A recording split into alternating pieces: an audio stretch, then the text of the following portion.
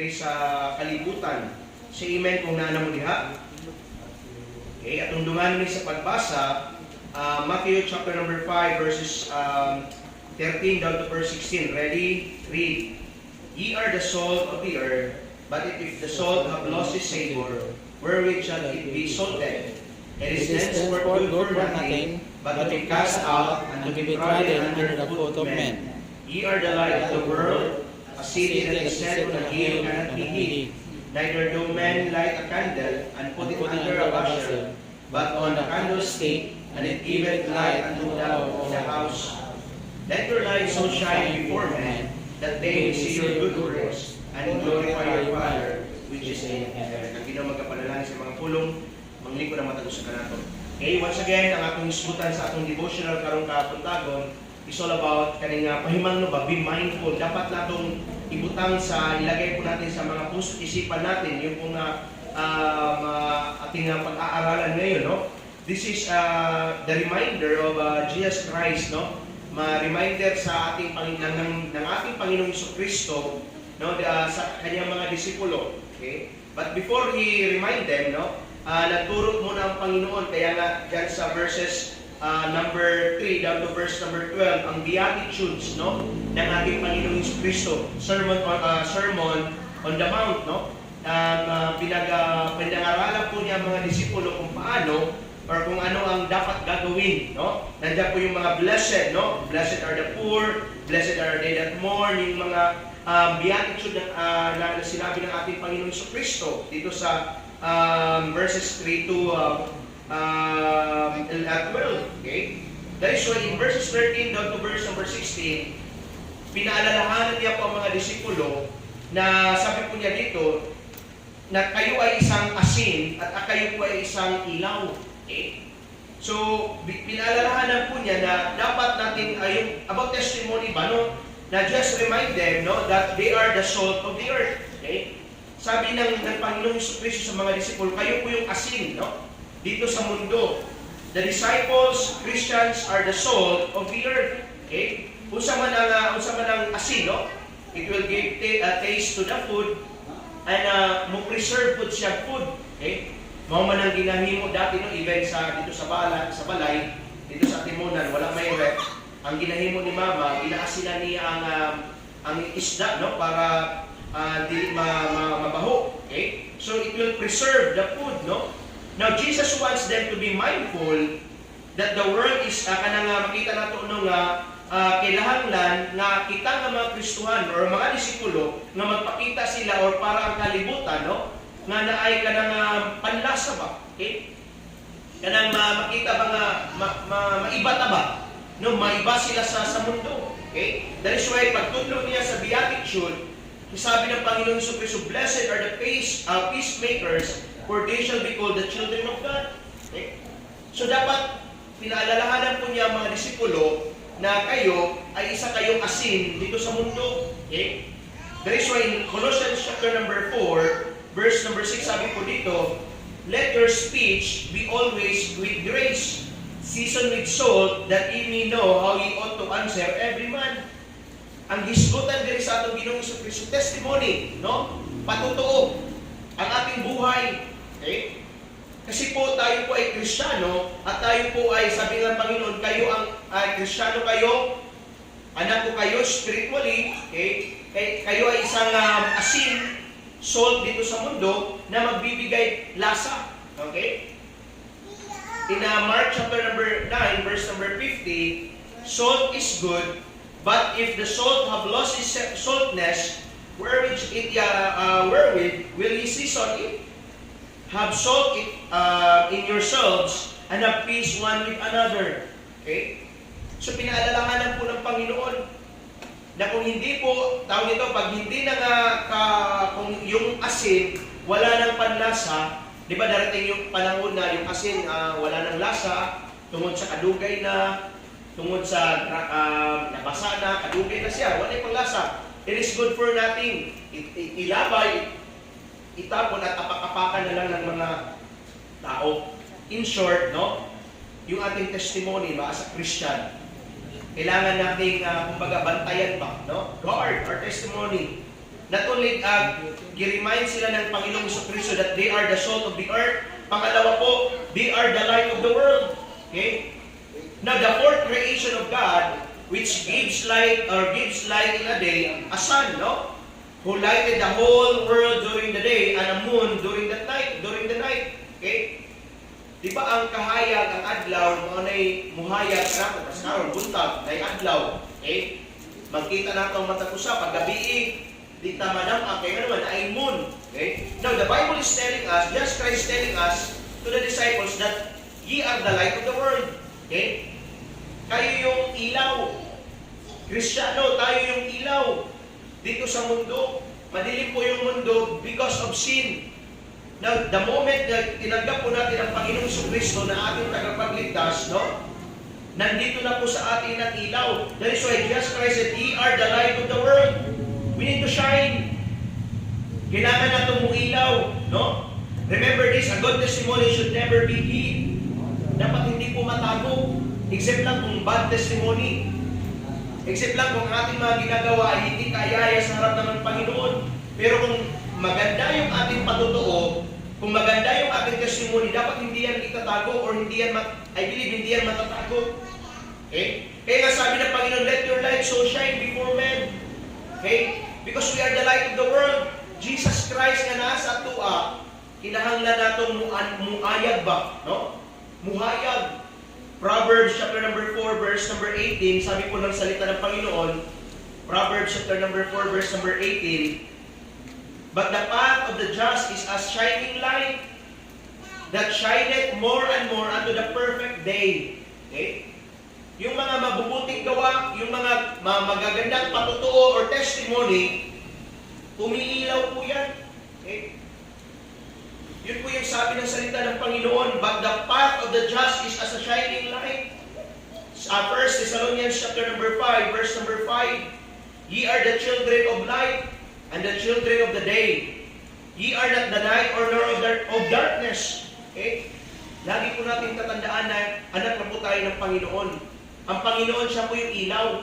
At dahil anak na tayo ng Panginoon, okay, nandito na sa atin yung ilaw, dapat natin ipakita sa buong mundo. Okay?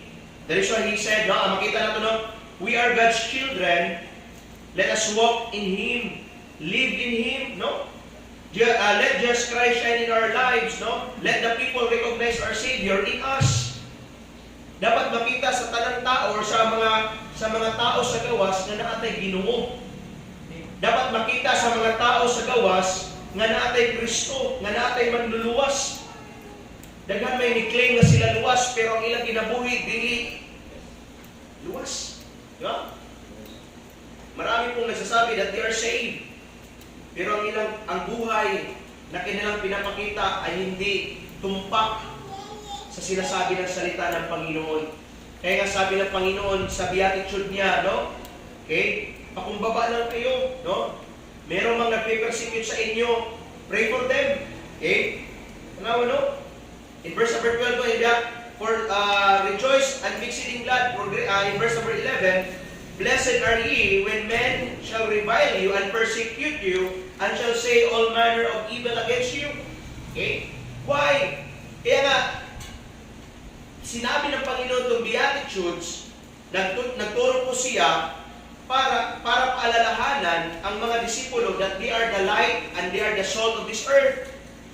Kailangan nila kung ano mang mangyari sa kanilang buhay, kailangan pa rin nilang i-guard ang kanilang testimony. Okay? That is why He said in Matthew chapter number 5, verse number 16, let your light so shine before men, that they may see your good works and glorify your Father which is in heaven. No? Let the world or the people around us recognize our Savior in us. Hindi naman kailangan nating ipagkalagdakan sa mundo niyan, I am saved. I am saved. I will be going to heaven. Hindi naman kailangan eh.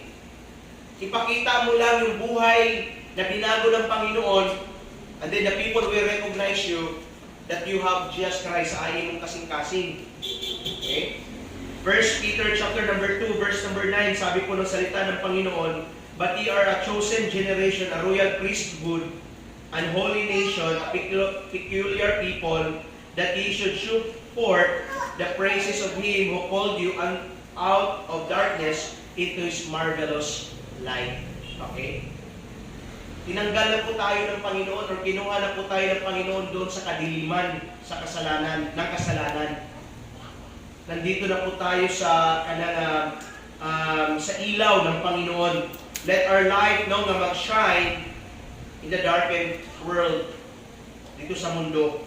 Our life is an open book, okay, na mababasa at nalalaman ng lahat ng tao. That is why let us always, or let us guard our testimony as a believer of Jesus Christ. Pagpingan nato atong testimony, no? Mga tao, kanang mga kailan nimo, mga friend nimo, kailabaya sila nga baptist ka. Kailabaya sila na every Sunday nagasimba ka. Let us always guard our testimony. Okay? Be our testimony, become a blessing to others, not become a stumbling block. Hopefully and prayerfully na ito po yung buhay po natin magiging blessing sa ibang tao, hindi po magiging stumbling block, magiging hadlang ba para hindi sila magsimba. Okay? Dahil sa ang sabi ng Panginoon sa Kristo, prepare niya ang heart ng mga disipulo. Nung tinuro niya kung ano dapat ang buhay Kristiyano, because pinapaalala sa kanya that they are the salt of the earth and they are the light of the world. Okay? Hopefully and prayerfully, yung ating testimony ay magiging blessing ba, hindi magiging stumbling block. 2 Peter chapter number 20, last 2 verses. 2 Peter chapter number 2, verse number 20. Remember, the Lord Jesus Christ reminded the disciples that they are the salt of the earth, that they are the light of this world, that they need to shine by God's grace. Kailangan nilang maipakita, sa pamamagitan ng kanilang pamumuhay na meron talaga silang Panginoon. 2 Peter chapter number 2, verse number 20, sabi dito, For if after they 20 to 21. For if after they have escaped the pollution of the world through the knowledge of the Lord and Savior Jesus Christ, they are again entangled therein. Niligtas sila ng Panginoon, pero bumalik pa rin sila and overcome, and the latter end is worse with them than the beginning. Diba? Nakakilala sila sa katotohanan, pero bumalik sila sa kasalanan. Sabi nito, the latter end is worse with them than the beginning. Notice in verse number 21, For it had been better for them not to have known the way of righteousness than after they have known it, to turn from the holy commandment delivered unto them. In short, mas maganda pa to sa mga mas maganda pa na hindi nila nakilala ang Panginoon kaysa nakilala nila pero tumalikod sila. Yun po ang sabi ng salita ng Panginoon, no? Mahirap po yun. Nakakilala ka sa Panginoon na yung tagapagligtas. Okay? Nakakilala ka na ang way of kanang salvation ay lain ng Panginoon. And yet, bumalik ka sa mundo. Okay? Mahirap po yun. Sabi po dito, no? Mas maganda pa daw na hindi mo nalalaman ang daan sa katotohanan kaysa bumalik ka, kaysa nalaman mo na bumalik ka. In short, naligtas ka, nakakilala ka sa Panginoon, bumalik ka sa mundo, mas maganda pa na hindi ka pa daw naligtas. Kasi tama naman, di ba? Marami pong mga Kristiyano, they claim to themselves, I am saved, themselves know that they are saved, and yet, ang ilang mga binuhatan, dili kalugod-lugod sa atubangan sa Ginoo.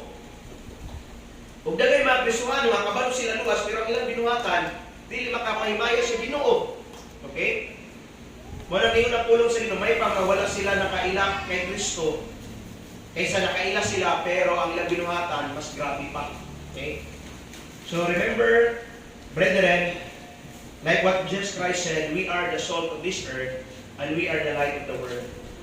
Let our light so shine before men, so that the men outside or around us recognize that we have Jesus Christ in our lives. Okay? Let us guard always our testimony. Patutuo ba? Okay? Mo aning gusto nga i-open sa Ginoo sa ilaha, i-share sa ilaha Hawaii. Okay? Because one of these days, si Kristo mawala sa ilaha. 3.5 years na si Kristo nakuban. kinahanglan nilang barog sa kamatuoran. Okay? Again, we are the salt of this earth and we are the light of the world. Okay? In short, ang pinga na itong testimony. Daghay na nakita ka na ito. Okay? And because of our testimony, duha ra gyud na mahitabo. Either ma-encourage sila nga muto sa atong gituuhan or ma-discourage sila o di na gyud muto sa atong gituuhan. Pili ra ta diha. Pero hopefully dito ta sa isa. Nga atong testimony mahimong panalangin sa uban nga sila maakay ba sa atong pananampalataya. Dalay ko ng kamahan, may gugmaon ng mga Diyos, Ginoo, daghang kayo salamat. Tingtak na sa kabuntagon, salamat Lord sa blessing. Salamat sa reminder. Although na may mga interruption, nadaot ang AVR, naghanap ng mga procedure para magana lang ang kwan, kung nalit ni gamay. Thank you Lord God sa blessing. Thank you sa mga barkada, na nagkaalaman ng mga butangan. Lord, as we continue, bless us and guide us. In Jesus Christ's name, Amen. Daghang salamat kung maayong buntagan ng tanan ng God sa 3 minutes, pray.